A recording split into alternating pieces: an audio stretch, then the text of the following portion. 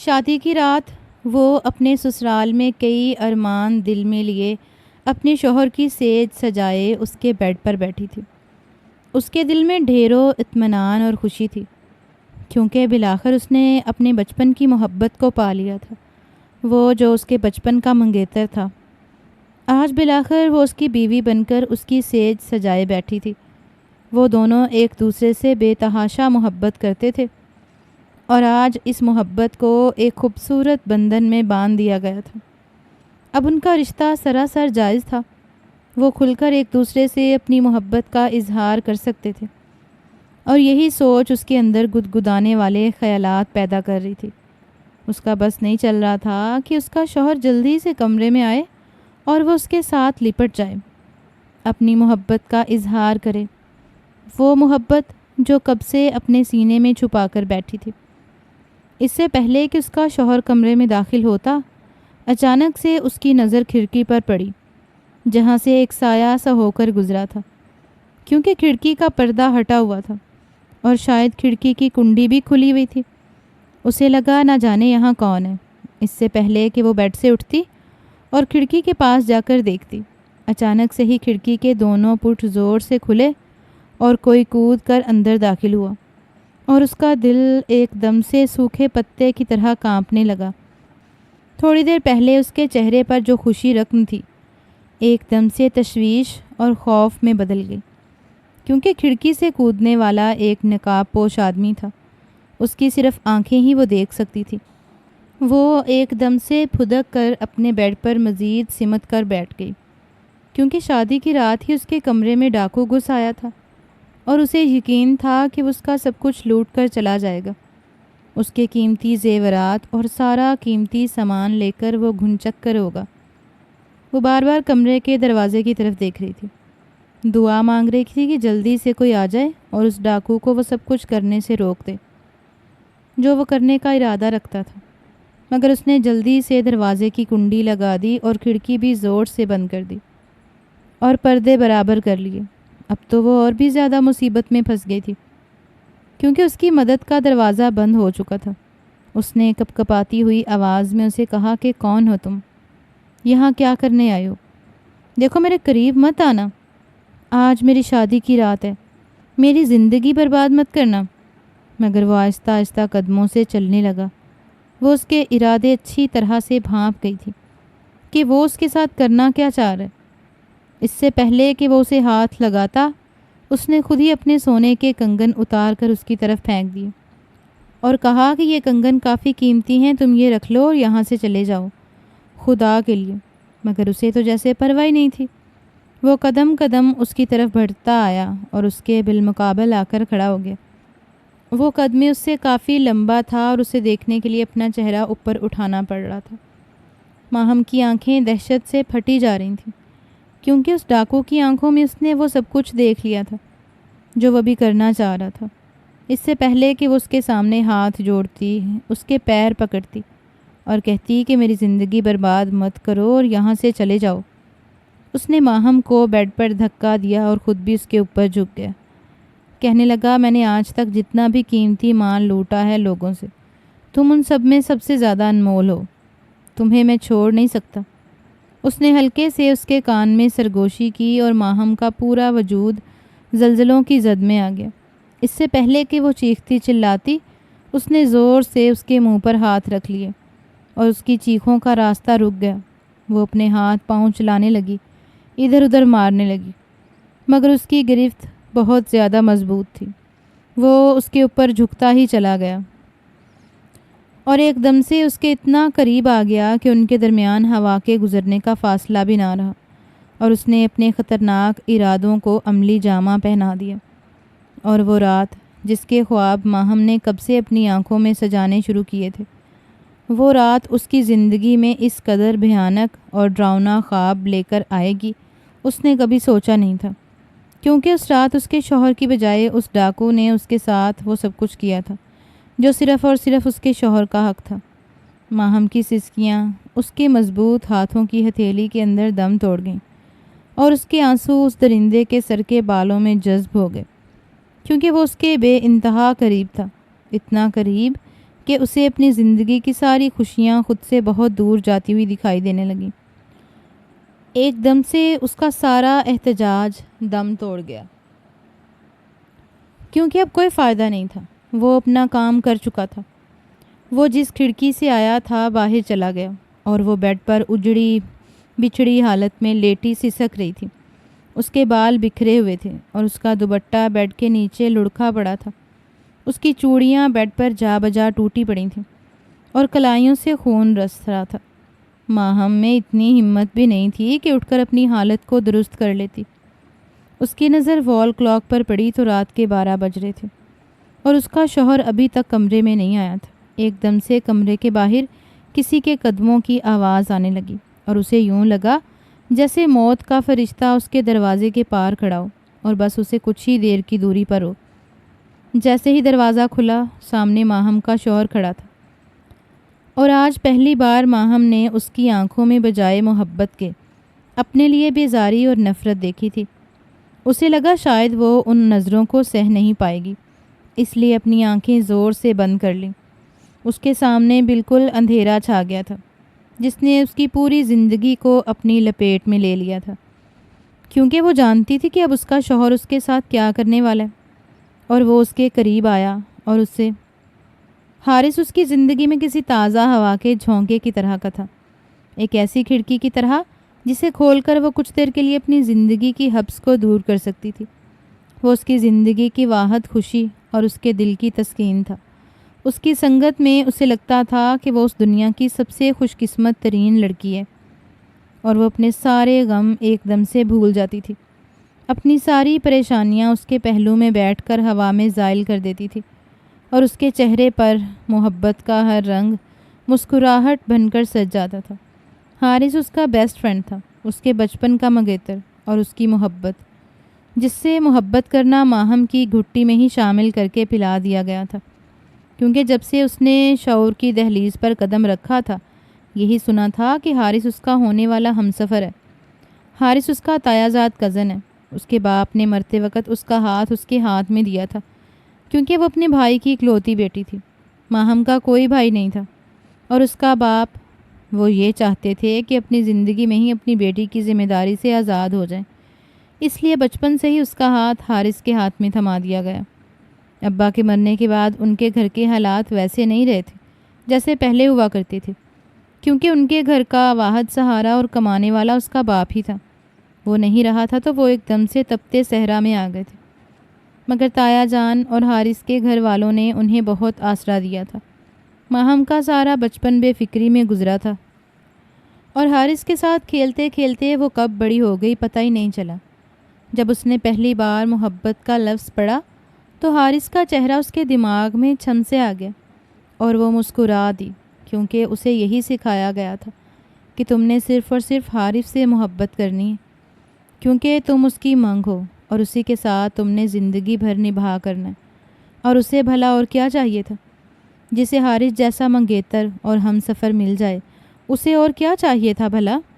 ماہم کے ابا ایک اسکول میں کلرک ہوا کرتے تھے، اور انہی کی پینشن سے ان کا گھر چل رہا تھا، مگر اس کے تایا یعنی حارث کے بابا کا شہر کے بیچوں بیچ ایک جنرل سٹور تھا۔ وہ ان سے زیادہ آسودہ حال تھے۔ دیکھتے ہی دیکھتے ان کا جنرل سٹور اس قدر چلنے لگا کہ وہ دن دگنی رات چگنی ترقی کرنے لگے، اور امیر سے امیر ہوتے گئے۔ اس کے اور حارث کے گھر کے درمیان ایک دیوار کا ہی فاصلہ تھا۔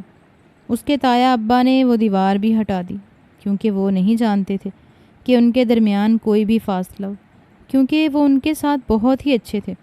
انہیں اپنے چھوٹے بھائی سے بڑا لگاؤ تھا، جو جاتے جاتے ماہم کا ہاتھ ان کے بیٹے کے ہاتھ میں تھما کر گئے تھے، اور اپنی خواہش کا اظہار کیا تھا کہ میری بیٹی کو اپنی بیٹی بنا لینا، اور میری بے سہارا بیوی کو سہارا دینا، جسے میں چھوڑ کر جا رہا ہوں۔ اور تایا ابا نے اس کے مرے ہوئے باپ کا وعدہ نبھایا تھا، اس لیے یہ بات لوہے پر لکیر کی طرح تھی کہ اگر اسے دلہن بننا ہے تو صرف اور صرف حارث کی دلہن بننا ہے۔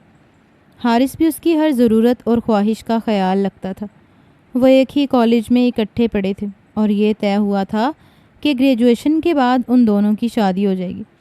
اس کے بعد وہ گھر سنبھالے گی اور حارث بزنس سنبھالے گا، کیونکہ تایا ابا نے شہر میں 2-3 دکانیں اور بھی خرید لی تھیں، اور ان کو سنبھالنے والا حارث اور تایا ابا کے علاوہ اور کوئی بھی نہیں تھا۔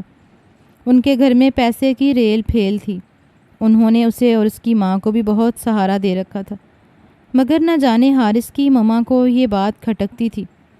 اس نے شاید صحیح سے ہی ماہم کو قبول نہیں کیا تھا، کیونکہ ان کا دل اپنی بھانجی میں اٹکا ہوا تھا کہ ان کی بھانجی ان کی بہو بن کر آئے۔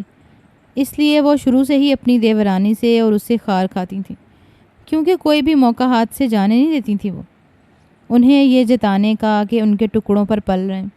وہ حارث اور تایا کے سامنے تو کچھ بھی نہیں کہتی تھیں، مگر ان کے جانے کے بعد ماہم کی امی کو ٹھیک ٹھاک باتیں سناتی تھیں اور گھر کے سارے کام بھی کرواتی تھیں، مگر اس کی ماں صبر اور شکر سے سب کچھ برداشت کرتی تھیں، کیونکہ انہیں پتہ تھا کہ کل کو اس کی بیٹی کو سکھ ملے گا۔ اور بالآخر وہ دن بھی آ گیا جب اس کا اور حارث کا رشتہ اور شادی کی تاریخ بھی طے ہو گئی۔ ماہم کی خوشی کی تو کوئی انتہا نہیں تھی۔ حارث بھی اتنا ہی خوش تھا جتنی کہ وہ۔ ان دونوں نے اپنی منگنی کا کبھی بھی ناجائز فائدہ نہیں اٹھایا تھا اور کبھی بھی ایک دوسرے سے ناجائز تعلق نہیں بنایا تھا، بلکہ وہ یہی چاہتی تھیں کہ حارث کو اپنی زندگی میں شامل کرنے کے بعد ہی اس پر اپنا حق جتائے گی اور اس سے اس کے سارے حقوق وصول کرے گی۔ اور آج بالآخر وہ سارے حق وصول کرنے کی رات تھی، یعنی کہ اس کی شادی کی رات تھی۔ اس کی ساس اس شادی سے بالکل بھی خوش نہیں تھی، مگر پھر بھی تایا کے سامنے ان کی ذرا نہیں چلتی تھی، اور ویسے بھی حارث صرف اسی سے محبت کرتا تھا، اس لیے وہ بے بس تھی، اور بالآخر انہیں بھی اسے اپنی بہو قبول کرنا پڑا تھا۔ اور وہ آج بے انتہا خوش تھی، دلہن بنی بیٹھی اپنے حارث کا انتظار کر رہی تھی، اس کے لیے بے قرار ہوئے جا رہی تھی۔ مگر شادی کی رات ہی ان کے ساتھ اتنا بڑا حادثہ پیش آ جائے گا، ماہم نے کبھی سوچا بھی نہیں تھا کہ اس کی زندگی ایک پل میں برباد ہو کر رہ جائے گی۔ اور وہ حارث، اس کی محبت پر اسے مان تھا، یقین تھا، اور اسے لگتا تھا کہ حارث کی محبت اس کے لیے تپتے صحرا میں ایک ٹھنڈی پھوار جیسی ہے، اور اس کی محبت اس پر کھلنے والی تھی، اور اسے اس بات کا اندازہ ہونے والا تھا کہ وہ سب کچھ ایک فریب کے سوا کچھ نہ تھا، کیونکہ مرد کبھی بھی ایسی عورت کو برداشت نہیں کرتا اور اپنی زندگی میں شامل نہیں کرتا جو کسی کی برتی ہوئی عورت ہو۔ وہ شاید جھوٹے برتن میں کھانا کھانا تو گوارا کر سکتا ہے، مگر اپنی زندگی میں شامل ہونے والی عورت کو اگر کوئی اور چکھ جائے تو یہ بات اس سے برداشت نہیں ہوتی، اس کی غیرت پہ گوارا نہیں کرتی۔ اور آج حارث کا پردہ بھی اس پر فاش ہونے والا تھا۔ اس سے پہلے کہ کمرے کا دروازہ کھلتا اور اس کا دلہا اندر داخل ہوتا، اچانک ہی کھڑکی کے دروازے کھلے اور دلہے کی جگہ ڈاکو اندر آ گیا تھا، اور اس کا پورا جسم کانپ کر رہ گیا تھا، کیونکہ کھڑکی سے کودنے والا وہ شخص اس کی آنکھوں سے اس کے سارے سپنے اور ارمان لے کر اپنے ساتھ چلا گیا تھا۔ وہ آیا تو اس کا سامان اور زیور لوٹنے تھا، مگر اسے ہی لوٹ کر چلا گیا تھا۔ وہ اس کے قریب آیا اور کہنے لگا، آج تک ایسا حسین مال کبھی نہیں دیکھا، تمہیں تو لوٹ کر بہت مزہ آئے گا۔ آج تیرے شوہر کی بجائے میں تمہارے ساتھ سہاگ رات مناؤں گا۔ اور وہ تو اس کی بات سن کر دھنگ رہ گئی تھی۔ اس نے اسے کوئی معافی نہیں دی تھی اور اس کی عزت خراب کر کے اسے کھڑکی سے باہر گیا تھا۔ مگر حیرت کی بات تو یہ تھی کہ اس نے اس کی دوسری کسی بھی چیز کو ہاتھ نہیں لگایا تھا۔ اس کا زیور بھی ویسے کا ویسے پڑا تھا، حالانکہ اس کا زیور کافی قیمتی تھا، مگر جا بجا فرش پر بکھرا پڑا تھا۔ اور وہ سسکیوں سے رو رہی تھی کہ اچانک کمرے کا دروازہ کھلا اور اس کا دلہا اندر داخل ہوا۔ اس نے جب اس کی یہ حالت دیکھی تو ایک دم سے سکتے میں رہ گیا۔ ماہم اس کی آنکھوں میں اپنے لیے پہلی بار بیگانگی اور بیزاری دیکھ رہی تھی۔ وہ بیڈ پر کسی اجڑی حالت میں لیٹی ہوئی تھی، اس کے بال بکھرے ہوئے تھے اور اس کا لباس جگہ جگہ سے پھٹا ہوا تھا، جو چیخ چیخ کر اس کی حالت کی گواہی دے رہا تھا کہ اس کے ساتھ ابھی کیا ہوا ہے۔ حارث قدم قدم چلتا اس کے قریب آیا۔ وہ بالکل سکتے میں تھا۔ اس نے تو یہی سوچا ہوگا کہ اس کی دلہن اس کا گھونگھٹ میں انتظار کر رہی ہوگی اور میں جا کر اس کا گھونگھٹ اٹھاؤں گا اور پورے حق کے ساتھ ان کے ساتھ پیار جتاؤں گا۔ مگر دروازہ کھلنے کے بعد والے منظر نے جیسے اس کی ساری سوچ پر پانی پھیر دیا تھا۔ وہ ہراساں نظروں سے اسے دیکھ رہی تھی، اور وہ اسے عجیب نظروں سے، ایسی نظریں جس میں بیگانگی اور لا تعلقی ہوتی ہے، صفاقی ہوتی ہے۔ وہ ایک دم سے بیڈ سے اٹھ کر بیٹھ گئی۔ اس کا پورا جسم درد سے چور ہو رہا تھا، مگر اس نے اپنی ہمت جمع کی کہ وہ اس کے قریب آیا اور کہنے لگا کہ ماہم، تمہارے ساتھ یہ سب کچھ کس نے کیا؟ اور وہ زاروں قطار رونے لگی، ایک دم سے اس کے سینے سے لپٹ گئی، اس نے کہا کہ میں لٹ گئی، برباد ہو گئی، کسی نے مجھے آ کر برباد کر دیا۔ وہ کوئی چور ڈاکو تھا جو شاید میرا سامان لوٹنے آیا تھا، مگر مجھے ہی لوٹ کر چلا گیا۔ وہ تو اپنا درد حارث کے کندھے پر سر رکھے اس سے بانٹ رہی تھی، مگر اس نے ایک دم سے اسے پیچھے جھٹکا دیا جیسے وہ چھوت کی مریضہ ہو، اور وہ بالکل حیران نظروں سے اسے دیکھ رہی تھی، کیونکہ اسے لگا تھا کہ وہ اس کا درد بانٹے گا، اسے تسلی دے گا، اس کے زخم پر مرہم رکھے گا۔ مگر وہ ایک مرد تھا جس کی بیوی اور جس کے گھر کی عزت ایک لمحوں میں رون دی گئی ہو۔ وہ ایک غیرت مند مرد تھا اور اپنی آنکھوں میں ڈھیر ساری بے اعتنائی لیے اسے ہی دیکھ رہا تھا، مگر وہ پھر سے اس کے قریب گئی تاکہ اسے خود سے دور نہ جانے دے، مگر وہ تو پہلے ہی جا چکا تھا۔ ماہم نے اس کا ہاتھ تھاما تو وہ بالکل سرد تھا، بالکل اس کے لہجے کی طرح۔ کہنے لگا کہ آئی ایم سوری ماہم، تم تو اچھی طرح سے جانتی ہو نا کہ میں اپنی پسندیدہ چیز میں ذرا سا بھی نقص برداشت نہیں کر سکتا۔ اگر اس میں ذرا سا بھی خرابی پیدا ہو جائے تو میں اسے پھینک دیتا ہوں۔ تم میرے مزاج سے اچھی طرح سے واقف ہو، اور میں نے تمہیں ٹوٹ کر چاہا تھا۔ تم نے میری سب سے زیادہ پسندیدہ چیز تھی، تم سے تو مجھے عشق تھا، مگر تم خود ہی سوچو کہ میں ایک کنوارا مرد ہوں، اور آج تک کسی دوسری لڑکی کو میں نے ویسی نظروں سے نہیں دیکھا۔ کیا مجھے ایک ایسی لڑکی کو اپنانا چاہیے جو اپنی عزت گنوا چکی ہو، جو کنواری نہ رہی ہو؟ اس کے الفاظ تھے یا کیا؟ ماہم کو یوں لگا جیسے اسے کوئی کوڑے مار رہے اور اس کی روح کو چھلنی کر رہے۔ اس کی آنکھوں کے اندر آنسو جم کر رہ گئے تھے۔ حارث کی صفاکی پر انہوں نے بہنے سے بھی انکار کر دیا تھا۔ وہ کسی ٹرانس کی کیفیت میں اس کے قریب آئی، اسے دونوں کندھوں سے تھام لیا، کہا کہ حارث، یہ تم کیا کہہ رہے ہو؟ تم مجھ سے محبت کرتے ہو نا؟ پھر تو تمہیں مجھے سمجھنا چاہیے میں کس قدر اذیت میں مبتلا ہوں، مجھے کتنی تکلیف ہو رہی ہے۔ تم مرہم رکھنے کی بجائے مجھ سے اس طرح کی باتیں کر رہے ہو، تم مذاق کر رہے ہو نا؟ کہنے لگا مذاق تو میرے ساتھ ہوا ہے، اور بہت ہی بڑا مذاق ہوا ہے۔ نہ جانے وہ کون تھا، شاید تمہارا کوئی جاننے والا ہوگا، تمہارا آشنا جو مجھ سے شادی ہونے پر بدلے کی آگ میں تمہاری عزت خراب کر کے چلا گیا۔ اور وہ ایک دم سے حیران رہ گئی۔ اس نے کہا ایسا کچھ بھی نہیں ہے حارث، میں تو اسے جانتی تک نہیں تھی کہ وہ کون تھا، کہاں سے آیا تھا، اور کیوں مجھے ایک ہی پل میں برباد کر کے چلا گیا۔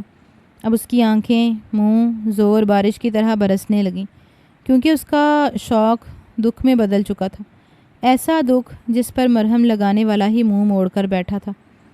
ماہم نے اس کا چہرہ اپنے دونوں ہاتھوں سے تھام لیا اور کہا کہ میں نے ہمیشہ تم سے محبت کی ہے حارث، میری زندگی میں کوئی اور نہیں ہے، مجھ سے قسم لے لو، تم تو مجھے جانتے ہو نا؟ مگر اس کی آنکھوں میں اس قدر اجنبیت تھی کہ اسے لگا شاید وہ اسے پہچانتا ہی نہیں۔ اس نے زور سے اس کے ہاتھ جھٹک دیے، کہنے لگا کہ تمہیں سمجھ کیوں نہیں آ رہی، ایک عورت کی واحد قیمتی چیز اس کی عزت ہوتی ہے، اگر وہی کوئی روند کر چلا جائے تو اس کے پاس بچتا ہی کیا ہے؟ تمہارے پاس بھی اب کچھ بھی نہیں بچا، اس لیے میں تمہیں اپنے ساتھ نہیں رکھ سکتا۔ آئی ایم سوری، مگر تم اب میرے قابل نہیں رہی، اس لیے میں تمہیں طلاق۔ حارث کے الفاظ ابھی منہ میں ہی تھے کہ ماہم نے زور سے اس کے ہونٹوں پر اپنی انگلیاں رکھ لیں، منت کرنے لگی، کیونکہ وہ محبوب سے شوہر بن چکا تھا، ایسا شوہر جو اپنی بیوی میں ذرا سا عیب بھی برداشت نہیں کر سکتا تھا۔ اس کی بچپن کی محبت ذرا سا داغ لگنے پر میلی ہو چکی تھی، اور وہ بجائے اس کی میل اتارنے کے اسے ہی اپنے جسم سے کھروچ کر اتارنا چاہ رہا تھا۔ اس نے کہا حارث، کیا تمہاری محبت اس قدر کمزور تھی کہ ذرا سا داغ لگنے پر میلی ہو گئی؟ تم نے تو مجھ سے وعدے کیے تھے، ساتھ نبھانے کی قسمیں کھائی تھیں، اور آج تو ہماری محبت کے وصل کی رات تھی، ہمارے ملن کی رات تھی۔ کہنے لگا وہ رات اب گزر چکی، اب حقیقت کو فیس کرنے کا وقت ہے، اور حقیقت یہی ہے کہ میں کسی بھی صورت تمہیں قبول نہیں کر سکتا، اس لیے میں تمہیں طلاق دیتا ہوں۔ اس نے کھڑے کھڑے اسے 3 طلاقیں دے دیں۔ وہ اس قدر ظالم ہوگا وہ جان ہی نہ سکی تھی۔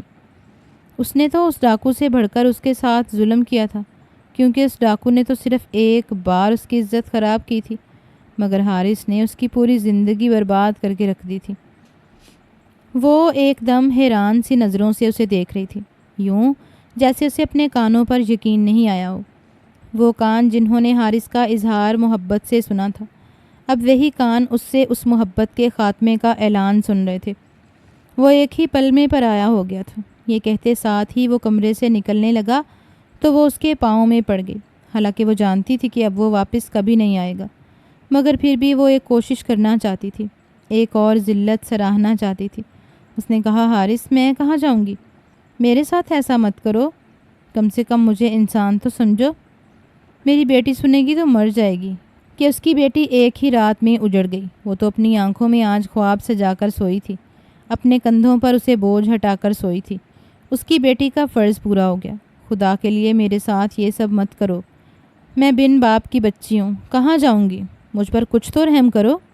وہ باقاعدہ اس کی منتیں کرنے لگی تھی، مگر اس نے ایک دم سے اپنا وجود اس سے چھڑایا اور کمرے سے باہر چلا گیا، اور وہ وہیں کونے کے ساتھ بیٹھی سی سکتی رہی، تڑپتی رہی، اپنی محبت پر ماتم کرتی رہی۔ بڑا مان تھا اسے اپنی محبت پر، جو کہ ایک ہی لمحے میں چکنا چور ہو گیا تھا۔ شاید اب یہ اس کی زندگی کی آخری رات تھی، اور اس رات کی سیاہی اور تاریکی اس کی پوری زندگی پر اثر انداز ہونے والی تھی۔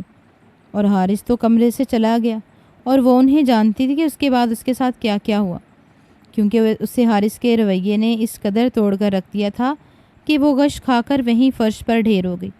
جب اس کی آنکھ کھلی تو میں ہاسپٹل میں تھی۔ اس کی ماں اس کے سراہنے کے ساتھ بیٹھی اس کا ہاتھ سہلا رہی تھی۔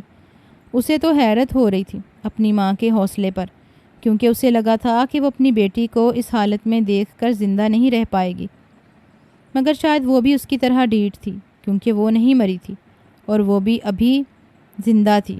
آنکھوں کی ویرانی دیکھ کر لب کانپ کر رہ گئے۔ انہوں نے بے اختیار اپنے دل پر ہاتھ رکھ لیا۔ کہنے لگی، میرے بچی، تیرے ساتھ کیا ہوا؟ ایک ہی رات میں تو صدیوں کی بیمار لگنے لگی ہے۔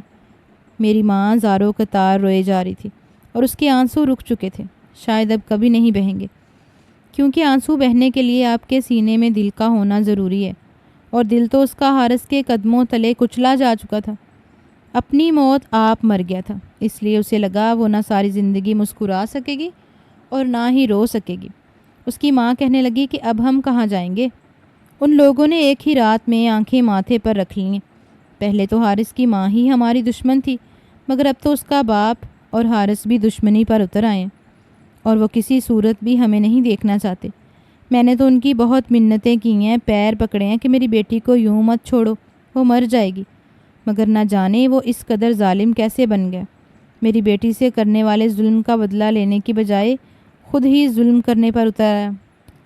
اماں بھی اسی کی طرح بے یقین تھیں۔ انہوں نے اس کے ہاتھ پر ہاتھ رکھ لیا اور دوبارہ سے پھوٹ پھوٹ کر رونے لگیں، کیونکہ ان دونوں ماں بیٹی کے نصیب میں اب ساری زندگی رونا ہی تو لکھا تھا۔ اور ہاسپٹل سے ڈسچارج ہونے کے بعد جب وہ گھر آئیں تو ان کا سامان گٹھڑی کی صورت میں گھر کے ایک کونے میں پڑا تھا۔ یہ اشارہ تھا کہ اب وہ اس گھر میں مزید نہ رہیں تو اچھا تھا۔ ان سے ان کا گھر بھی چھینا جا رہا تھا، کیونکہ وہ انہیں اپنے قریب بھی برداشت نہیں کر سکتے تھے۔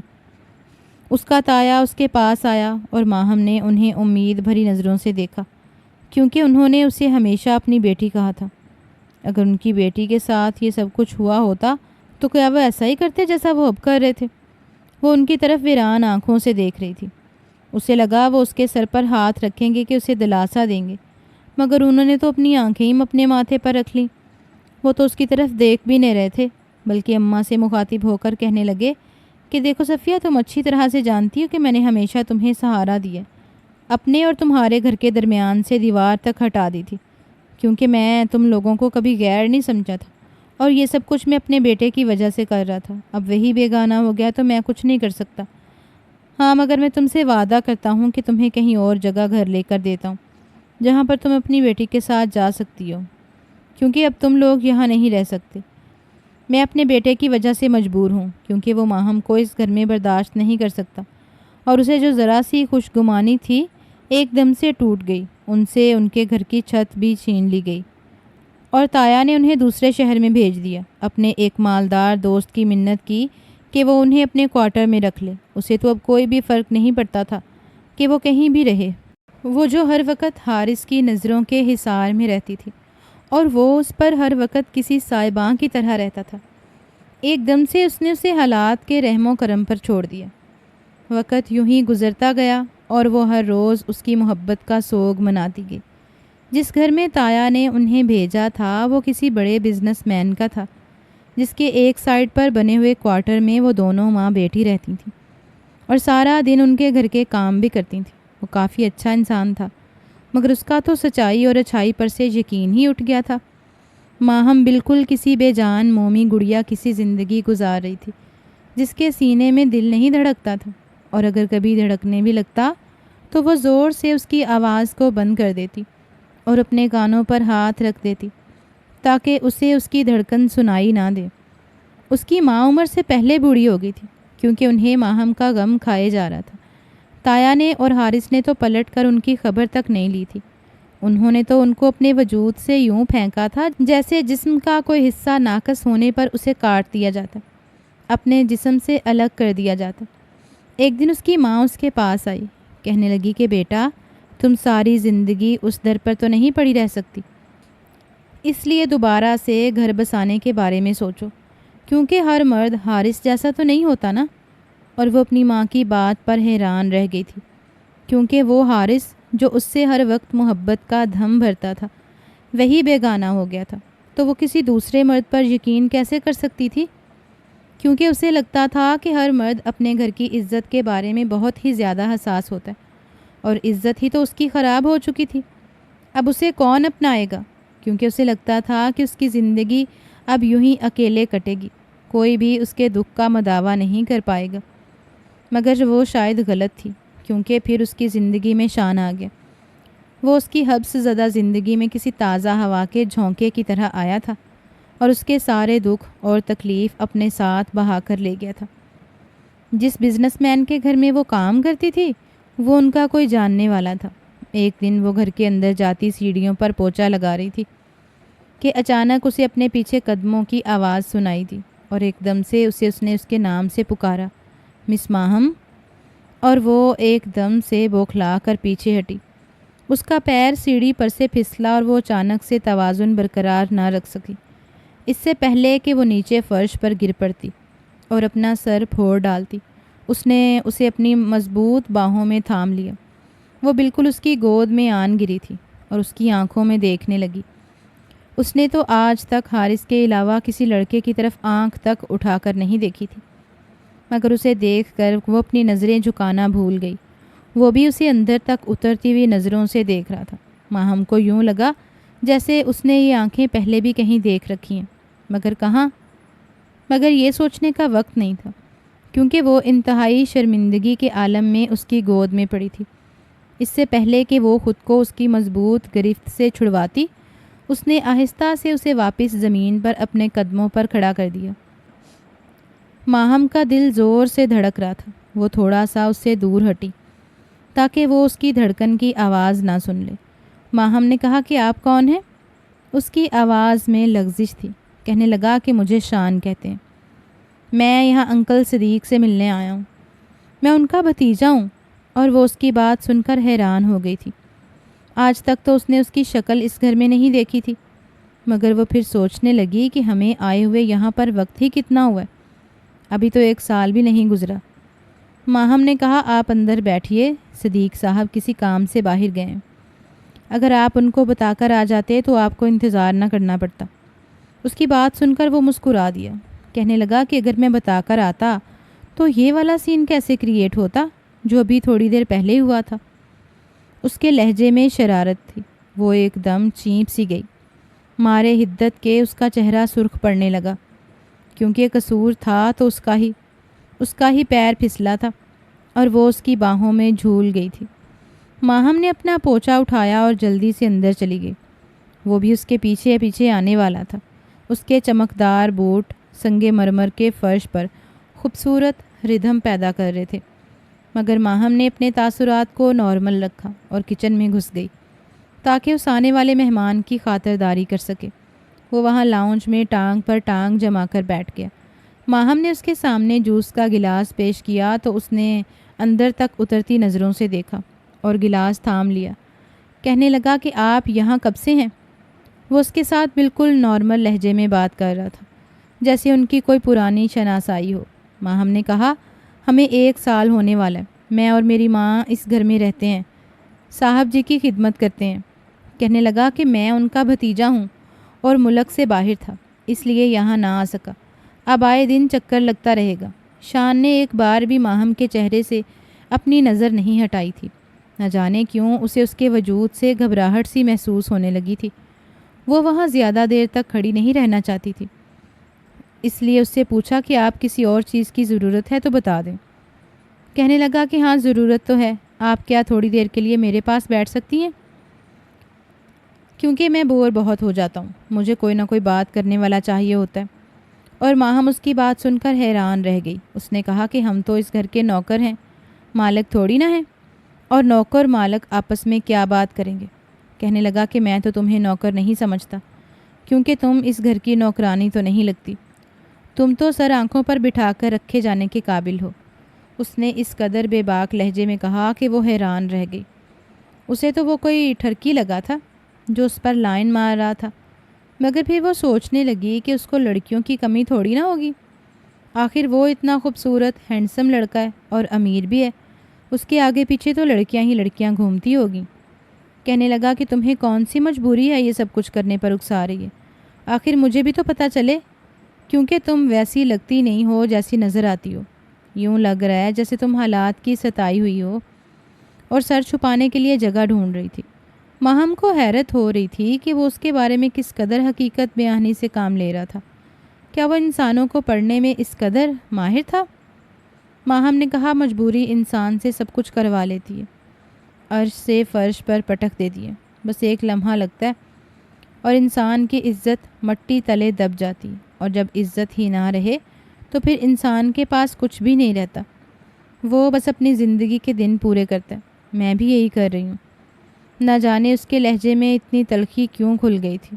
اپنے ماضی کو یاد کر کے وہ منظر اس کی آنکھوں کے سامنے لہرانے لگا، جب اس دن کسی وحشی نے اس کی عزت کو تار تار کر کے رکھ دیا تھا، اور اس کی جان سے عزیز شوہر اس کے بچپن کے منگیتر نے ایک لمحہ نہیں لگایا تھا اسے طلاق دینے میں۔ مگر اسے حیرت ہو رہی تھی کہ وہ یہ سب کچھ اس کو کیوں بتا رہی ہے، کیونکہ وہ تو بہت ہی کم گو تھی۔ کوئی اس سے پوچھتا بھی تھا تو وہ اسے کچھ نہیں کہتی تھی، بس خاموش رہتی تھی۔ مگر شاید اس کو فن آتا تھا بات اگلوانے کا، اس سے پہلے کہ وہ مزید اسے کچھ بھی کہتی اور اپنے ماضی کے حوالے سے کوئی بھی بات کرتی۔ اس نے وہاں سے جانا ہی مناسب سمجھا۔ وہ جیسے ہی وہاں سے جانے لگی، وہ ایک دم سے اٹھ کر اس کے سامنے آ گیا۔ کہنے لگا کہ ایسا بہت کم ہوتا ہے میرے ساتھ کہ مجھے کوئی پہلی نظر میں ہی بھا جائے، اور تمہیں دیکھتے ساتھ ہی مجھے نہ جانے محسوس ہو رہا ہے جیسے ہمارے ستارے آپس میں ٹکرا رہے ہیں۔ وہ تو اس کی اس قدر بے باکی پر حیران رہ گئی تھی اور اسے گھورنے لگی۔ ماہم نے جیسا سوچا تھا وہ بالکل ویسا ہی تھا، مکمل ٹھرکی تھا۔ اس نے کہا صاحب میرے راستے سے ہٹ جائیے، آپ کو لڑکیوں کی کمی تو نہیں ہے جو مجھے غریب پر اپنا داؤ آزما رہے ہو؟ میں تو پہلے ہی حالات کی ستائی ہوئی ہوں اور لوگوں کی ٹھکرائی ہوئی ہوں، ایک اور گھاؤ مزید برداشت نہیں کر سکتی، ورنہ مر جاؤں گی۔ اس نے اس کی آنکھوں میں آنکھیں ڈال کر کہا تو کہنے لگا کہ بس ایک موقع تو دو، کیونکہ زندگی ہے تو انسان کو رسک تو لینے ہی پڑتے ہیں۔ تمہارے پاس کھونے کے لیے کچھ بھی نہیں ہے، اور میرے پاس تمہیں پانے کے علاوہ اور کوئی چارہ نہیں ہے، کیونکہ شاید تم نہیں جانتی، مگر میں نے پہلے بھی تمہیں کہہ دیا ہے، کیونکہ شاید تم نہیں جانتی مگر میں نے پہلے بھی تمہیں کہیں دیکھا ہے، اور میں تمہیں ڈھونڈتا رہا ہوں، اور میں ایسا لڑکا نہیں ہوں جو پہلی نظر میں کسی سے اظہار محبت کر ڈالے اور اسے اپنے دل کی تسکین کا ذریعہ بنا لے اور اس کے دل اور جذبات کے ساتھ کھیل کر چلا جائے۔ اور وہ حیرت سے اسے دیکھنے لگی۔ ماہم نے کہا کہ آپ نے مجھے کہاں دیکھا ہے؟ کیونکہ مجھے بھی آپ دیکھے بھالے سے لگ رہے ہیں، خاص طور پر آپ کی آنکھیں۔ اس نے بغور اس کی آنکھوں میں جھانکا۔ اس نے ایک دم سے نظر ادھر ادھر پھیر لی، جیسے وہ ایک دم سے ڈسٹرب ہوا ہو۔ کہنے لگا کہ اس دنیا میں بہت ساری آنکھیں ایک دوسرے سے ملتی جلتی ہیں، شاید آپ نے مجھ جیسا ہی کوئی انسان دیکھا ہوگا، کیونکہ ہمارا آمنا سامنا پہلی بار ہوا ہے۔ ہاں البتہ میں نے آپ کو پہلے بھی کہیں دیکھ رکھا ہے، مگر میں بتاؤں گا نہیں، اور مجھے نہیں پتا تھا کہ آپ اسی گھر میں مجھے مل جائیں گی۔ کیسا حسین اتفاق ہے کہ جس ہستی کو میں اب تک در بدر ڈھونڈتا آیا ہوں وہ مجھے اتنی آسانی سے مل جائے گی۔ مجھے تو لگتا ہے کہ یہ اتفاق نہیں ہے، ہمارے ستارے واقعی آپس میں ملتے ہیں۔ اس نے پھر سے اس کی آنکھوں میں آنکھیں ڈال کر کہا تو وہ گھبرا گئی۔ ماہم نے کہا کہ آپ ہٹیے میرے راستے سے۔ اس نے اپنے اندر تھوڑی سی تلخی پیدا کی۔ کیونکہ وہ ایک بار پھر سے اپنی بربادی نہیں دیکھ سکتی تھی۔ پہلے ہی بڑی مشکل سے خود کو جوڑ رہی تھی، اور اگر اس نے اسے بتا دیا کہ وہ اپنی عزت گنوا چکی ہے تو وہ اسے دیکھے گا بھی نہیں، کیونکہ وہ بھی تو ایک مرد تھا، اور ہر مرد کو ایک عزت دار اور باحیا عورت چاہیے ہوتی ہے اپنی زندگی میں شامل کرنے کے لیے۔ اس نے اسے کندھے سے پکڑ کر پیچھے کیا اور خود ہی راستہ بنا کر باہر اپنے کوارٹر میں چلی آئی۔ کمرے میں آنے کے بعد اس نے زور زور سے دروازہ بند کر دیا۔ اس کا دل زور سے دھڑک رہا تھا۔ اسے لگ رہا تھا جیسے اس کے مردہ دل میں ایک دم سے زندگی کی ایک نئی امید جاگی ہو۔ اس کے سوئے ہوئے جذبات ایک دم سے اس کے دل کے در و دیوار سے سر پٹکنے لگے تھے اور وہ ادھم مچانے لگے تھے، مگر اس نے پھر بھی اپنے جذبات کو کنٹرول میں رکھا، کیونکہ وہ جانتی تھی کہ یہ امیر لوگ چند دن کسی لڑکی کو اپنا کھلونا بنا کر پھر اسے ہمیشہ کے لیے چھوڑ دیتے ہیں۔ ان کے نزدیک ان جیسوں کے جذبات کوئی اہمیت نہیں رکھتے، بس ان کا جسم اہمیت رکھتا ہے، جس سے وہ اپنی تسکین مٹا کر اسے چلتا کرتے ہیں۔ یہ سچ تھا کہ وہ ایک جوان اور خوبصورت لڑکی تھی۔ اگر اس کے ساتھ وہ سانحہ نہ ہو چکا ہوتا تو آج وہ حارث کی بیوی ہوتی، اس کے ساتھ خوش ہوتی، اس کا بھی زندگی کی خوشیوں پر مکمل حق ہوتا، مگر وہ ایک حادثہ اس کی زندگی میں اس قدر بدترین ثابت ہوا تھا کہ جس نے خون کے رشتوں پر سے ایک دم سے چادر ہٹا دی تھی، اور ان کے بھیانک چہرے وہ دیکھ چکی تھی۔ ماہم نے اس سے دھوکہ کھایا تھا، جس سے دھوکہ کھانے کا سوچ بھی نہیں سکتی تھی، پھر وہ کسی اور مرد پر کیسے یقین کر سکتی تھی؟ اس کا اعتماد ریزہ ریزہ تھا اور اس کی ذات کرچی کرچی تھی۔ اس نے عہد باندھ لیا تھا کہ وہ اب اپنا دل کسی کے لیے نہیں دھڑکنے دے گی، اور اس عہد کو وہ دہرانے لگی تھی تاکہ اس کے موز اور جذبات پھر سے ادھم نہ مچانے لگیں۔ وہ اپنے کوارٹر میں بند رہی اور امی کو ہی بنگلے کے اندر بھیج دیا۔ ان سے کہہ دیا کہ مالک سے کہنا ان کی طبیعت ٹھیک نہیں ہے، اسے بخار ہے۔ امی نے کہا کہ تم فکر نہ کرو، میں سب سنبھال لوں گی۔ ویسے بھی ان کا نیا مہمان آیا، بڑا ہی ہنس مکھ ہے، مجھے آنٹی آنٹی کہہ کر میرے پیچھے پیچھے بھاگ رہا ہے، اور میں حیران ہوں کہ اس دنیا میں اچھے انسان بھی ہوتے ہیں جو ہم جیسے غریبوں کو بھی انسان سمجھتے ہیں۔ اور ماہم نے امی کی بات سن کر ان سے کہا کہ آپ کو نہیں پتہ، کسی کو بھی کوئی ضرورت نہیں اسے منہ لگانے کی، یہ امیر لوگ تو ہمارے دلوں کے ساتھ کھیل کر پھر چلے جاتے ہیں۔ آپ کو یاد نہیں کہ ہمیں تو اپنوں نے ہی دھتکارا تھا، اب ہمیں تو کسی پر بھروسہ کرنا ہی نہیں چاہیے۔ اور امی اس کی بات سن کر ایک دم سرد آہ بھر گئی۔ امی نے کہا کہ 5 انگلیاں برابر نہیں ہوتی، اگر ہمیں اپنوں نے دھتکارا ہے تو ضروری نہیں کہ پرائے بھی ایسے ہی ہوں، اور کب تک ہم زندگی کا امتحان لیتے رہیں گے؟ ہمارا بھی تو حق ہے خوشیوں پر۔ ماہم نے کہا امی آپ بھول جائیں کہ ہمارا حق خوشیوں پر ہے، ہم نے بس زندگی کے دن پورے کرنے۔ امی کہنے لگیں کہ تم اس عمر میں بھی اس طرح کی باتیں کیسے کر لیتی ہو؟ تمہارا دل اتنا پتھر کیوں ہو گیا؟ اس نے کہا میرے اندر دل ہی نہیں ہے، اور امی ایک دم سے اٹھ کر چلی گئیں، کیونکہ اسے سمجھانے کا کوئی فائدہ نہیں تھا۔ امی تو چلی گئیں، مگر وہ سارا دن کوارٹر میں ہی رہی۔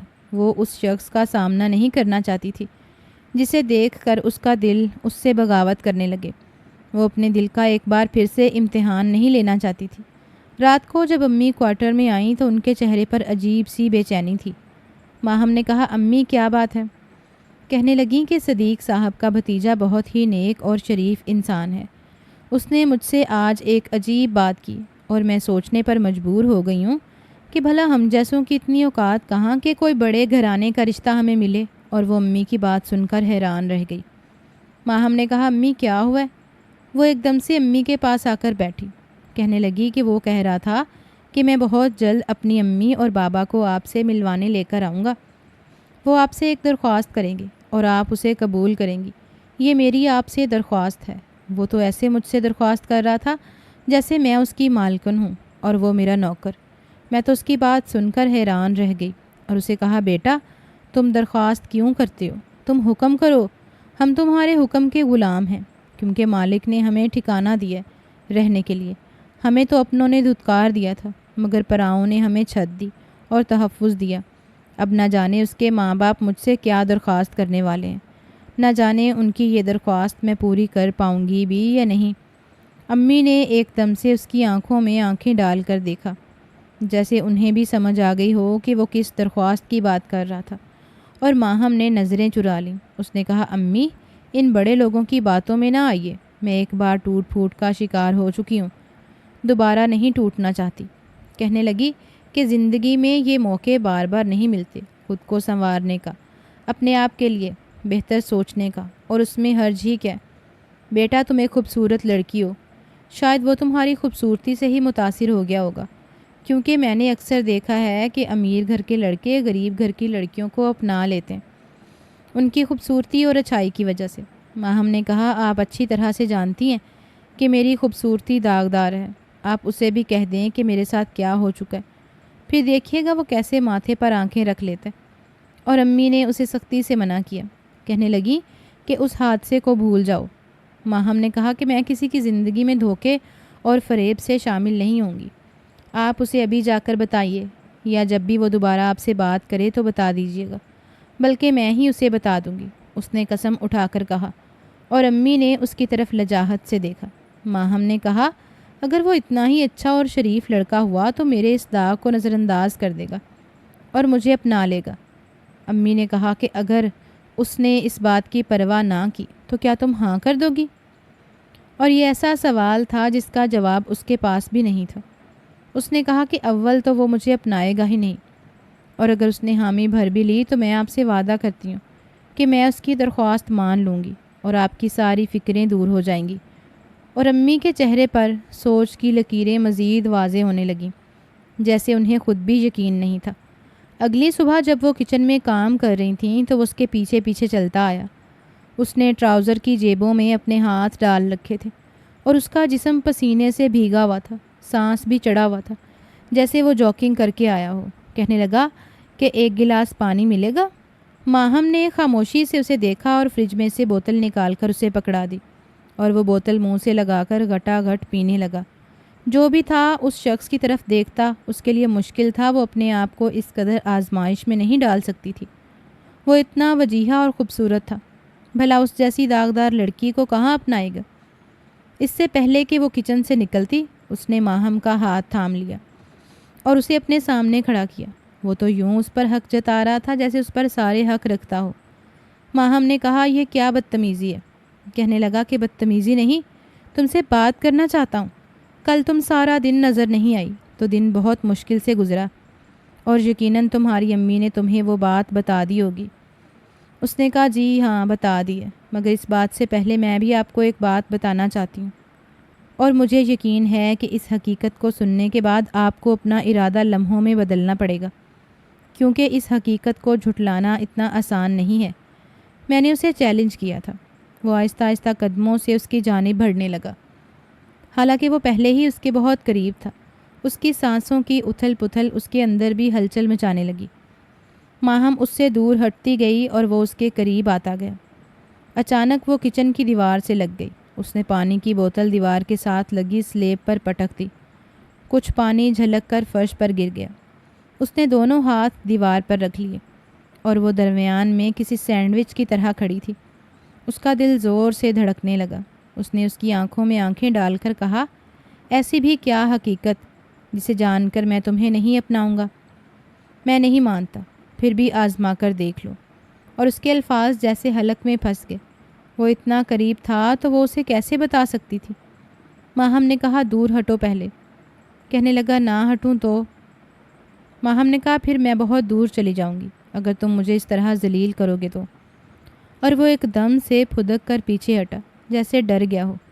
کہنے لگا اچھا ہٹ گیا دور، زیادہ دھمکیاں مت دو اور کہو کیا کرنا چاہتی ہو۔ وہ سنجیدگی سے اس کی طرف دیکھنے لگا۔ ماہم نے اس کی آنکھوں میں آنکھیں ڈال کر کہا کہ اس لڑکی کو کرنا چاہتے ہو اپنی زندگی میں شامل جس کا ماضی داغدار ہے، جس کی عزت شادی کی رات ہی کسی وحشی اور درندے نے روند ڈالی تھی، اور جس کے شوہر نے اسے اپنانے سے انکار کر دیا اور شادی کی رات ہی اسے طلاق دے ڈالی۔ وہ شوہر جو بچپن سے لے کر اب تک اس کی محبت کا دم بھرتا تھا، اگر اس نے مجھے دھتکار دیا تو تم کیا چیز ہو؟ تم نے تو کل مجھے دیکھا ہے اور مجھ سے ملی ہو، کیا تم اس بات کو نظر انداز کر دو گی؟ اور وہ ایک دم سے جیسے سانس بھی لینا بھول چکا تھا۔ اس کا چہرہ شدت ضبط سے سرخ پڑ چکا تھا۔ وہ سمجھ نہیں پائی کہ وہ کس لیے اس قدر جذباتی ہو گیا۔ ماہم نے اس کی آنکھوں کے کٹورے پانیوں سے بھرتے دیکھے۔ اچانک ہی اس نے ایک لمبا سانس اپنے ناک سے اندر کھینچا، جیسے خود پر بڑا ضبط کر رہا ہو، اور وہ اسے جتاتی نظروں سے دیکھنے لگی۔ ماہم نے کہا، بس پھر سے اڑ گئی نا تمہاری محبت۔ آج کل کی محبتیں ایسی ہی ہوتی ہیں، میں ان محبتوں سے خوب واقف ہوں۔ اس کے لبوں پر تلخی سی مسکراہٹ سج گئی۔ وہ تھوڑی دیر خاموشی سے اسے تکتا رہا۔ نہ جانے اس کی آنکھیں اس قدر اذیت پر کیوں تھیں۔ کیا وہ پچھتا رہا تھا اس لڑکی کے پیچھے کیوں پڑا؟ مگر اس نے جو بات کی اس کے قدموں تلے سے زمین نکل گئی۔ کہنے لگا، بس یہی بات یا اور بھی کچھ ہے بتانے کے لیے؟ ماہم نے کہا، تمہارے لیے یہ سب اتنی سی بات ہے؟ اس بات نے میری زندگی برباد کر کے رکھ دی ہے، مجھے مہرانیوں سے نوکرانیوں پر لے آئی ہے، اور تمہارے لیے یہ بس اتنی سی بات ہے؟ کہنے لگا کہ مجھے اس شخص کی قسمت پر افسوس ہے جس نے تمہیں دھتکارا۔ وہ کس قدر بدنصیب انسان ہے جس نے تم جیسی لڑکی کو صرف اس لیے ٹھکرا دیا کہ اس کے ساتھ اس قدر ظلم ہوا۔ اسے تو تمہارا حوصلہ بننا چاہیے تھا، تمہارا کندھا بننا چاہیے تھا۔ مجھے تو افسوس ہو رہا ہے اس کی محبت پر۔ سچ تو یہ ہے کہ وہ تم سے محبت کرتا ہی نہیں تھا، مگر اس کی محبت کو تو تم دوسروں کی محبت کے پیمانے سے نہ پرکھو۔ اور وہ تو جیسے گونگی بہری ہو گئی تھی، اسے یقین نہیں آ رہا تھا کہ وہ یہ بات کہہ دے گا۔ ماہم نے پھر بھی تسلی لی۔ اس نے کہا، کیا تم مجھے اپنا لو گے اس داغ کے ساتھ؟ کہنے لگا، ہاں، کیونکہ اس میں تمہارا کوئی قصور نہیں تھا، اور جن کا قصور تھا انہوں نے سزا بھگت لی ہے۔ وہ نہ جانے کسی ٹرانس میں آ کر یہ بات بول رہا تھا۔ اسے سمجھ نہیں آ رہی تھی کہ وہ اسے کیا جواب دے۔ اس کی اگلی بات نے اسے مزید چونکا دیا۔ کہنے لگا کہ کیا تم اپنے ماضی کو بھول نہیں سکتی؟ کیا ان لوگوں کو معاف نہیں کر سکتی جنہوں نے تمہارے ساتھ یہ سب کچھ کیا؟ کیونکہ معاف کرنے سے انسان کے اپنے غم ہلکے ہو جاتے ہیں، ان پر مرہم خود بخود لگ جاتا ہے۔ کیا پتہ وہ اپنے اپنے عذاب میں جل رہے ہوں یا جل چکے ہوں، کیا خبر حقیقت وہ نہ ہو جو تم سمجھتی ہو۔ اور اسے تو اس کی پہیلیوں والی باتوں کی سمجھ نہیں آ رہی تھی، مگر اس نے کہا کہ میں کون ہوتی ہوں انہیں معاف کرنے والی؟ اس نے مجھ سے معافی مانگی کب تھی؟ اس بھیڑیے کو تو میں نے اس دن کے بعد کہیں نہیں دیکھا جو ایک ہی پل میں میری خوشیاں برباد کر کے کھڑکی سے کود کر چلا گیا۔ وہ پھر سے اپنے ماضی کو یاد کر رہی تھی، اور اس نے اس کے لبوں پر انگلی رکھ کے پھر سے اس کے ماضی کو خاموش کروا دیا۔ کہنے لگا کہ میں نے تم سے ایک ریکویسٹ کی ہے کہ تم اس واقعہ کو بھول جاؤ، ایک نئی زندگی کی شروعات کے بارے میں سوچو جو تمہارے سامنے کھڑی ہے۔ میں تمہیں اس قدر پیار دوں گا کہ تم اپنے ماضی کو بھول جاؤ گی، تمہارے ہر گھاؤ بھرنے لگیں گے۔ کیا تم یہ موقع مجھے دو گی؟ اور وہ اس کی بات سن کر جیسے چپ ہو گئی تھی، مگر اس کا دل پہلے ہی ایجاب و قبول کر چکا تھا، کیونکہ وہ واقعی اپنی زندگی کو ایک موقع دینا چاہتی تھی۔ وہ اس سے خود کو چھڑوا کر باہر کی طرف بھاگ گئی اور اپنے کوارٹر میں چلی گئی۔ اس کا دل زور سے دھڑک رہا تھا۔ وہ اب مزید اس کا سامنا نہیں کر سکتی تھی۔ وہ جب اس کے قریب آتا تھا اس کا احساس اس قدر شدید ہوتا تھا کہ ماہم کانپنے لگتی تھی، اور یوں دیکھتے ہی دیکھتے ان دونوں نے ایک دوسرے کے ساتھ جینے مرنے کی قسمیں کھا لیں۔ ماہم کو تو یقین نہیں آ رہا تھا کہ چند دن پہلے اس کی زندگی میں آنے والا یہ شخص اس کی زندگی کا مفہوم بن جائے گا، اس کی پوری زندگی کا محور بن جائے گا، جس کے ارد گرد وہ گھومنے لگی تھی اور رقص کرنے لگے گی۔ اس نے واقعی اس کی زندگی کو جنت بنا دیا تھا۔ وہ یہ سوچ رہی تھی کہ خوشیوں پر اس کا اب کوئی حق نہیں رہا۔ وہ کتنی غلط تھی۔ شان نے اسے اس قدر پیار دیا تھا کہ اس کے گھاؤ بھرنے لگے تھے۔ ماہم اور اس کی ماں اس کے بنگلے میں آ گئی تھیں۔ وہ اپنے باپ کا اکلوتا بیٹا تھا، اور اس کا باپ اس کے مالک کے ساتھ بزنس پارٹنر تھا۔ وہ دونوں بہت ہی بڑے بزنس مین تھے، اور شان ہی اس بزنس کو سنبھالنے والا تھا۔ وہ اس قدر اس کے بارے میں حساس تھا کہ جب تک گھر میں رہتا اسے اپنی نظروں کے حصار میں رکھتا تھا، اس کے آگے پیچھے منڈلاتا رہتا تھا جیسے اسے کوئی خطرہ ہو۔ اگر ذرا سا بھی ماہم اس سے روٹھ جاتی تو اپنی بہت ضروری میٹنگ چھوڑ کر اسے منانے کے لیے آ جاتا۔ وہ اس کی سنگت میں بالکل بچوں جیسی ہو گئی تھی۔ ذرا سی بات پر ضد کرنے لگتی تھی، اکڑنے لگتی تھی، شوخی ہو جاتی تھی، اور وہ اس کی ساری خوشیاں اور شرارتیں پوری کرتا تھا، مگر ہر رات اس سے وعدہ لیتا تھا کہ کبھی بھی میری وضاحت سنے بغیر مجھے نہیں چھوڑو گی، اور وہ اس کی بات سن کر حیران رہ جاتی تھی۔ ماہم نے کہا، چھوڑنے کی بات کیوں کر رہے ہو؟ ابھی تو ہم ایک ہوئے ہیں۔ کہنے لگا کہ میں بھی نہیں چاہتا کہ تم مجھے کبھی چھوڑ دو، میں مر جاؤں گا، مگر اگر کبھی زندگی میں ایسا موڑ آئے تو مجھے ایک وضاحت کا موقع ضرور دینا، کیونکہ میں تم سے بہت محبت کرتا ہوں۔ کیا تم اس محبت کے صدقے میری ساری غلطیاں معاف کر دو گی؟ اس نے کہا تم نے ابھی کوئی غلطی کی ہی نہیں ہے۔ کہنے لگا کہ شاید کبھی کوئی کر بیٹھا ہوں تو معاف کر دینا، اور وہ مسکرا دیتی تھی اور اسے خود سے ہٹا دیتی تھی۔ شادی کے پہلے 3 مہینے وہ اسے بہت سارے ملکوں کی سیر کروا چکا تھا۔ اسے ٹریولنگ کا بہت شوق تھا اور اسے بھی اس کے شوق پسند تھے۔ ماہم کو لگا تھا کہ زندگی میں اب ساری تکلیفوں سے چھٹکارا مل گیا۔ وہ اس کی محبت میں اور اس کی سنگت میں مکمل ہو چکی تھی۔ اپنے آپ کو دنیا کی خوش قسمت ترین لڑکی سمجھنے لگی تھی، جس کی زندگی میں اب کوئی غم اور کوئی ماضی کی پرچھائی نہیں آئے گی۔ شادی کے 6 مہینے بعد اسے پہلی بار ملک سے باہر اس کے بغیر جانا تھا، کیونکہ وہ پریگننٹ تھی اور ٹریول نہیں کر سکتی تھی، ورنہ تو وہ اسے ہمیشہ اپنے ساتھ ہی رکھتا تھا۔ ایک دن کے لیے بھی وہ دور نہیں ہوئے تھے اور وہ بار بار پریشان ہو رہا تھا۔ کہہ رہا تھا کہ میں یہ 10 دن تمہارے بغیر کیسے رہوں گا؟ ماہم نے کہا کہ شان کیا ہو گیا؟ اب تم چھوٹے بچے تو نہیں ہو، ویسے بھی ہماری شادی کو 6 مہینے ہو گئے، تمہارا خمار ابھی بھی نہیں اتر رہا۔ کہنے لگا یہ تو ساری زندگی نہیں اترے گا۔ جاتے جاتے بھی وہ اسے ہدایت دینے سے باز نہیں آیا تھا۔ امی سے اس کی خوراک کا خاص خیال رکھنے کی تاکید کی، کیونکہ وہ اس حالت میں کھانے پینے سے بہت کتراتی تھی۔ بار بار جی مت لانے لگتا تھا، کچھ بھی اچھا نہیں لگتا تھا، اس لیے شان زبردستی اسے کھلاتا پلاتا تھا۔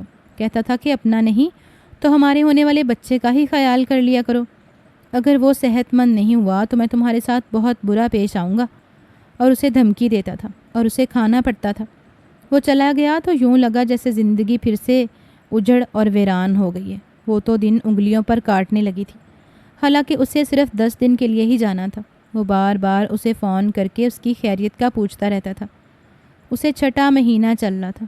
ڈاکٹر ہر ہفتے آ کر اس کا چیک اپ گھر میں ہی کر کے جاتی تھی، کیونکہ ذرا سا بھی ٹریول کرتی تو اسے چکر آنے لگتے تھے۔ شان کو بھی گئے ہوئے ہفتہ ہی ہوا تھا اور وہ اسے بے تحاشا یاد کر رہی تھی، حالانکہ ان کی روز اسکائپ پر بات ہوتی تھی۔ وہ بھی اسے بہت یاد کر رہا تھا۔ کہہ رہا تھا دل چاہ رہا ہے ابھی اڑ کر تمہارے پاس آ جاؤں، اور ماہم مسکرانے لگتی تھی۔ اس کے آنے کے 1 دن پہلے وہ اوپر اسٹور روم میں چلی گئی۔ وہ جب سے اس بنگلے میں آئی تھی اسٹور روم میں ایک بار بھی نہیں آئی تھی۔ اسے یہاں اپنا کچھ پرانا سامان رکھنا تھا، وہاں کافی زیادہ ڈسٹنگ تھی، بار بار اسے چھینکیں آ رہی تھیں۔ اس نے اپنا سامان بریف کیس میں ڈال کر رکھا اور جیسے ہی پلٹنے لگی اس کی نظر ایک ایسی چیز پر پڑی کہ وہ جہاں کی تہاں رہ گئی۔ اسے لگا شاید اسے کچھ غلط فہمی ہوئی ہے، کیونکہ اتنا بڑا مذاق اس کے ساتھ نہیں ہو سکتا تھا۔ ماہم نے پلٹ کر وہ چیز اٹھائی اور اسے اپنے ہاتھوں کے درمیان الٹ پلٹ کر دیکھنے لگی۔ وہ ایک سیاہ رنگ کا ماسک تھا اور وہ اس ماسک کو اچھی طرح سے پہچانتی تھی۔ وہ کوئی عام ماسک نہیں تھا اور نہ ہی اس طرح کا ماسک اس نے کبھی دیکھا تھا، سوائے ایک شخص کے پاس، وہ شخص جس نے اس کی زندگی ایک ہی پل میں تہبالا کر کے رکھ دی تھی۔ اسے لگا جیسے اس کا سانس رک گیا۔ وہ زور زور سے کھانسنے لگی اور سانس لینے لگی۔ اس کے قدم ایک دم سے لڑکھڑائے۔ دروازے کے پاس نیچے سیڑھیاں تھیں اور وہ ان سیڑھیوں سے نیچے گرتی چلی گئی۔ اس کی آنکھوں کے سامنے گھپ اندھیرا چھانے لگا۔ اسے لگا جیسے وہ دن اس کی زندگی میں پھر سے لوٹ آیا ہو، جس دن کو وہ اپنی زندگی سے نوچ کر اتار چکی تھی، کیونکہ وہ دن کا شروعات تھا اس کی اذیتناک زندگی کا۔ تو کیا وہ شان تھا جس نے اس کی عزت نیلام کی تھی؟ یہ آخری سوال تھا جو اس کے ذہن میں گردش کرنے لگا، اور وہ اندھیرے میں ڈوب گئی۔ وہ ماسک اب بھی اس کے ہاتھ کے درمیان تھا۔ اس کی آنکھ کھلی تو وہ ہاسپٹل کے بستر پر تھی۔ اس نے ایک دم سے اپنے پیٹ پر ہاتھ رکھا کہ کہیں اس کے بچے کو کوئی نقصان تو نہیں پہنچا۔ وہ اسے کھونا نہیں چاہتی تھی۔ اس نے ارد گرد نظر دوڑائی تو کمرے میں کوئی بھی نہیں تھا۔ اچانک ایک نرس کمرے میں آئی اور اسے ہوش میں آتا دیکھ کر خوش ہو گئی۔ کہنے لگی خدا کا شکر ہے آپ کو ہوش آ گیا، ورنہ آپ کے شوہر تو بالکل پاگل ہو چکے تھے۔ سارا ہاسپٹل انہوں نے سر پر اٹھا لیے۔ میری بیوی کو ٹھیک کرو، اسے ہوش میں لاؤ، اور ہمارے بس میں ہو تو کوئی مریض ہاسپٹل میں آئے ہی نہ۔ ویسے آپ بہت لکی ہیں کیونکہ آپ کو شان سر جیسے شوہر ملے۔ وہ ساری رات ایک ٹانگ پر کھڑے رہیں اور آپ کے جاگنے کا انتظار کرتے رہیں۔ سفر کر کے آئے ہیں، حالانکہ تھکن سے خود بھی چور تھے، مگر ان کی حالت آپ کو دیکھ کر اور بھی زیادہ غیر ہو گئی تھی۔ وہ نرس تو جیسے بولتی جا رہی تھی اور ماہم بالکل سن دماغ کے ساتھ اس کی بات سن رہی تھی اور چھت کو گھور رہی تھی۔ اسے لگا جیسے وہ اب کبھی بھی ٹھیک نہیں ہو پائے گی، کیونکہ اسے سب سے زیادہ اذیت دینے والا بھی شان ہی تو تھا۔ وہ اسے کسی صورت معاف نہیں کر سکتی تھی۔ ماہم نے نرس سے پوچھا کہ میرا بچہ ٹھیک ہے نا؟ کہنے لگی شکر ہے آپ کے بیبی کو کچھ بھی نہیں ہوا، خطرے سے باہر ہے، بس چند خراشیں آئی ہیں اور آپ کے سر پر ذرا سی چوٹ لگی تھی جس کی وجہ سے آپ بے ہوش ہو گئی تھیں، مگر آپ کو ہوش آ گیا۔ میں ابھی سر کو بتا کر آتی ہوں۔ اس سے پہلے کہ وہ کمرے سے نکلتی، شان بھی کمرے میں داخل ہو گیا۔ اس کی آنکھوں میں بے پناہ ملال اور سرخی تھی، بال بالکل بکھرے ہوئے تھے۔ اسے دیکھتے ہی ایک دم لپک کر اس کے پاس آیا، اس کا ہاتھ تھام کر چوم لیا، کہنے لگا کہ میں نے کہا تھا نا کہ اپنا خیال رکھنا ہے، مگر تم نے نہیں رکھا۔ میں تم سے بہت خفا ہوں، تم نے تو میری جان نکال دی تھی، اگر تمہیں کچھ ہو جاتا تو میں زندہ نہ رہ پاتا۔ اور وہ بالکل بے حسی سے اسے دیکھ رہی تھی، کیونکہ شاید ابھی تک وہ نہیں جانتا تھا کہ وہ اس کی حقیقت جان گئی ہے۔ اسے اب ہر وہ لمحہ یاد آنے لگا جب وہ کہا کرتا تھا کہ اپنے ماضی کو بھول جاؤ اور ان کو معاف کر دو جنہوں نے تمہارے ساتھ غلط کیا، اور میں تمہاری ساری تکلیفوں کا ازالہ کروں گا۔ اور اس میں یہ بھی کہا تھا کہ مجھے صرف ایک بار وضاحت کا موقع دینا۔ اور وہ سوچ رہی تھی کہ کیا اب کسی بھی دلیل اور وضاحت کی ضرورت ہے؟ اس نے اس کے ساتھ کتنا بڑا مذاق کیا تھا۔ کیا وہ کٹ پتلی تھی جس میں کوئی جذبات نہیں تھے؟ پہلے اس نے اسے زخم دیا اور پھر مرہم لگانے آ گیا۔ ماہم نے کہا شان، تم نے میرے ساتھ ایسا کیوں کیا؟ مجھے کیوں نہیں بتایا کہ تم نے ہی مجھے زخم دیا اور پھر مرہم لگانے آ گیا؟ ماہم نے کہا شان، تم نے میرے ساتھ ایسا کیوں کیا؟ مجھے کیوں نہیں بتایا کہ تم ہی مجھے زخم لگانے والے تھے؟ مجھے اتنا گہرا گھاؤ لگایا کہ میں سنبھل ہی نہیں پائی تھی۔ میں نے کئی بار اپنی زندگی کو ختم کرنے کی کوشش کی تھی، مگر پھر تم میرے مسیحا بن کر میری زندگی میں آ گئے، مجھے اس قدر محبت دی کہ میں اپنا ماضی بھول گئی، اور کاش میں اس اسٹور روم میں نہ جاتی تو ساری زندگی اسی غلط فہمی میں گزار دیتی، مگر شاید یہ میرے لیے اچھا ہوتا، کیونکہ آگہی کے عذاب نے تو میری جان لے لی ہے۔ میں پل پل تڑپ رہی ہوں۔ اور شان بالکل سکتے کے عالم میں اس کی بات سن رہا تھا۔ ایک دم سے اس کے ہاتھوں کی گرفت اس کے ہاتھوں پر چھوٹ گئی اور وہ بے یقین نظروں سے اسے دیکھنے لگا، جیسے اس کے پاس الفاظ ہی نہ۔ وہ بھی اس کی آنکھوں میں دیکھ رہی تھی۔ وہ ہمیشہ سے ہی سوچتی تھی کہ شان کی آنکھیں بہت جانی پہچانی ہیں، اور یہی سچ تھا، مگر وہ جان ہی نہیں پائی تھی۔ وہ ایک دم سے اس کے اوپر جھکا، اپنے دونوں ہاتھوں سے اس کا چہرہ تھام لیا اور اپنے چہرے کے بالکل قریب کر لیا۔ کہنے لگا تم نے وعدہ کیا تھا نا کہ مجھے وضاحت کا ایک موقع دو گی۔ اور وہ جیسے اس کا انتظار کرنے لگی، بھلا اب کسی وضاحت کی کیا ضرورت تھی؟ مگر وہ خاموشی سے اسے دیکھتی رہی۔ آخر اس نے شادی کی رات اس کے ساتھ یہ سب کچھ کیوں کیا تھا؟ میں جاننا چاہتی تھی۔ کہنے لگا کہ اس دن میں اپنے دوستوں کے ساتھ آؤٹنگ پر گیا تھا، مگر میرے دوست بہت خبیث نکلے۔ انہوں نے مجھے نشہ آور دوا پلا دی اور مجھے ایک کوٹھے پر لے گئے جہاں پر عورتوں کے ساتھ نازیبا حرکتیں کی جاتی تھیں، مگر میں ایسا نہیں تھا۔ پر اس دوائی کا خمار ایسا تھا کہ میرے سر پر چڑھتا ہی جا رہا تھا، مجھے اپنا آپ بھولتا جا رہا تھا، مگر میں وہ سب کچھ نہیں کرنا چاہتا تھا۔ اچانک ہی وہاں پر پولیس کا چھاپا پڑا اور ہم سب لوگ بھاگ گئے۔ میرے دوست مجھے چھوڑ کر چلے گئے اور میں پاگلوں کی طرح ادھر ادھر بھٹکنے لگا کہ کہیں چھپ جاؤں۔ مجھے ایسا گھر نظر آیا جس کی بالکونی پر چڑھنا اتنا مشکل نہیں تھا۔ میں نے ایک چست میں چھلانگ لگائی اور بالکونی میں چلا گیا، مگر کمرے کے ساتھ ایک کھڑکی تھی جس کا پردہ ہٹا ہوا تھا۔ میں نے کھڑکی سے دیکھا تو ایک بہت ہی حسین پری میری نظروں سے ٹکرائی، اور میں اس وقت نشے کے زیر اثر تھا۔ اگر وہ نشہ میں وہاں نہ اتارتا تو شاید میں مر جاتا، کیونکہ انہوں نے مجھے ایسا نشہ پلایا تھا جو عورت کے قریب جانے کے لیے پیا جاتا ہے تاکہ بہت دیر تک اس سے لذت حاصل کی جا سکے۔ اس سے پہلے کہ میں تڑپ تڑپ کر اپنی جان دے دیتا، میں نے کھڑکی پھلانگ کر تمہارے ساتھ سب کچھ کر دیا جو مجھے نہیں کرنا چاہیے تھا، اور جو میری تربیت مجھے اس بات کی اجازت نہیں دیتی تھی۔ مجھے اپنا نشہ اتارنا ہی تھا۔ میں اس وقت مکمل مدہوشی میں تھا، مگر پھر بھی تمہارا چہرہ میرے ذہن پر نقش ہو گیا، اور میں اسی حال میں چھوڑ کر اپنے گھر کی راہ لی۔ جب میرا خمار اترا تو مجھے بہت افسوس ہوا، اور میں اس گھر گیا تو تم وہاں سے جا چکی تھی۔ میں نے تمہیں بہت تلاش کیا، اور پھر تم مجھے چچا کے گھر میں ملی۔ سچ کہوں تو مجھے تم سے پہلی نظر میں ہی محبت ہو گئی تھی، اس لیے میں نے تم سے سچائی چھپائی، کیونکہ تم مجھے کبھی بھی قبول نہ کرتی۔ اب جو سزا چاہے تم مجھے دے دو، مگر یہ خیال رکھنا کہ مجھ سے دور جاؤ گی تو خود بھی تڑپو گی اور میں بھی مر جاؤں گا۔ میں تم سے بے انتہا محبت کرتا ہوں۔ یہ کہتے ساتھ ہی وہ پھوٹ پھوٹ کر رونے لگا اور معافی مانگنے لگا، اور ماہم بالکل ساکت اس کی وضاحت سن کر ہو گئی تھی۔ وہ ایک بچے کی ماں بننے والی تھی جس کا باپ شان تھا اور وہ گہرے ملال میں تھا، اس سے معافی مانگ رہا تھا، حالانکہ شاید اس کا قصور بھی نہ ہو کیونکہ وہ اس طرح کے کریکٹر کا مالک نہیں تھا۔ اس نے پل پل اسے محبت دی تھی اور اسے سمجھ نہیں آ رہا تھا کہ وہ اب اس کے ساتھ کیا کرے۔ کیا اسے معاف کر دے؟